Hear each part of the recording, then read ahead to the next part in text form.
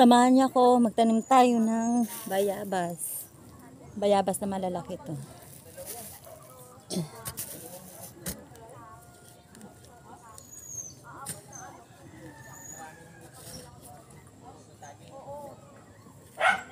Ayan.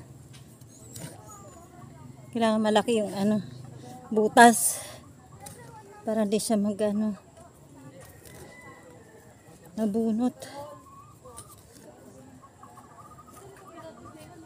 Kasi nakailang tanim na ako ng ganito.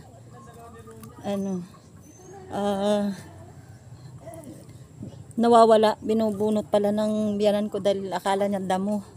Kasi natatanggal yung mga yung tanda. Ayan. Tasan muna natin.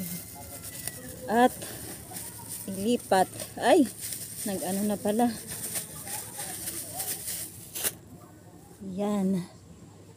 Yung bayabas ko na malalaki.